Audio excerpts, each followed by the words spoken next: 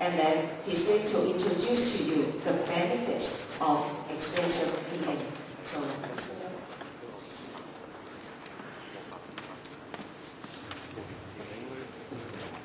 right, so you want to go here? You look sleepy, right? You wake up? Yes or no? Yes. Okay. So actually, this is my first time coming to this school to do this presentation. Now, actually, we've got a very interesting topic today. I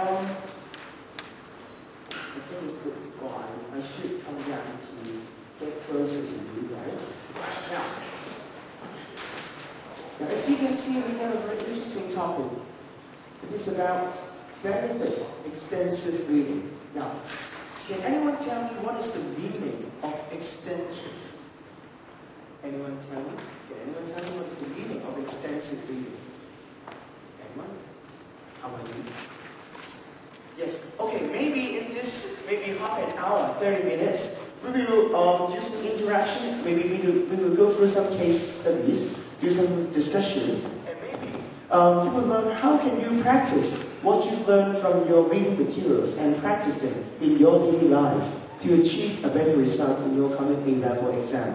Okay? Right, understand what I mean? Yes or no? Yes? Yes or no?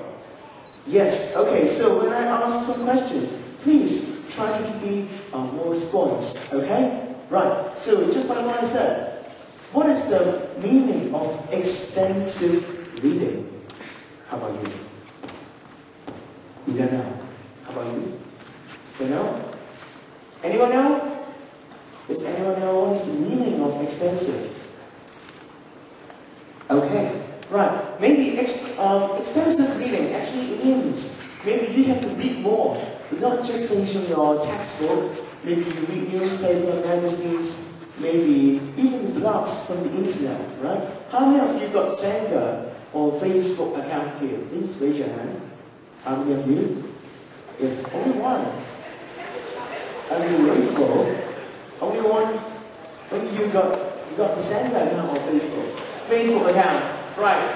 I think some of you have a Facebook account, but you just didn't raise up your hand. Right? Now, maybe go on. Actually, every year after your A-level exam, do you know, I think most of you will promote from to the university, or maybe you will look for a summer job during the summer holiday. Now, when you're having an interview with those employers, now they won't just ask you some questions. For example, why do you want to do this job? Or how can you persuade me to hire you? Maybe they will prefer have a little chit chat with you, see whether you are a bookworm or not. Now, do you think you are a bookworm? No, of course not, right? Everyone sitting here, look for his mark. But how can you show to the marker, show to the examiner that you are not? That means if you got better English, maybe, if you got a very good command of English, plus broader knowledge base, it gives you more opportunities in workplace, in public exams, or even interviews. Now, do you think your English is good enough? Maybe not. Even my English is not good enough. That's why everyone have to learn during their life. Okay, right? But maybe we should play a game to do some warm-up before we start. Okay? Now, describe a person who is physically alive but mentally inactive. Can you tell me what is the meaning in Chinese? In Chinese. Right. Now we've got 4 choices for you. A, plant person. Okay. B, vegetable. C, comatic. And D, none of the above. Right. Anyone choose A? Please raise your hand. Anyone? Anyone choose A? Right. Plant person. Nope. Okay. Anyone choose B? Vegetable. Please raise your hand. Okay. 1, 2, 3, 4, 5. 5. Okay. 5 of you. Anyone choose C? Chromatic. Please raise your hand. Chromatic. 1. Okay, only one, two students. Right. Anyone choose D? None of the above. Please raise your hand. None of the above. Okay, 1, 2, 3, 4, 5, 6, 7, 8. How about this side? How about you? What do you think? You think vegetable, right? So how about you? Sorry? D. None of the above. Why do you pick D?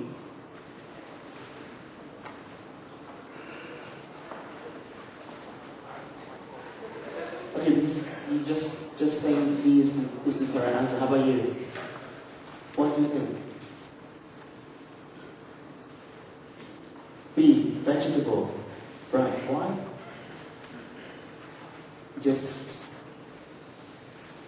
Okay, just guess, right? I remember someone choose C. Who choose C? Please raise your hand. Anyone? Oh, yes. Why did you pick C? Do you know what is the meaning of magic?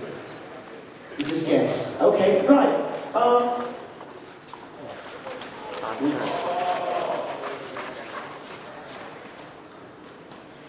Okay, right. Now, can anyone tell me, do you know another word, C-O-M-A, coma? Does anyone know the meaning of coma, C-O-M-A? Do you know? Do you know what is the meaning of coma, C-O-M-A? In Chinese again? Yes, in Chinese, 昏迷.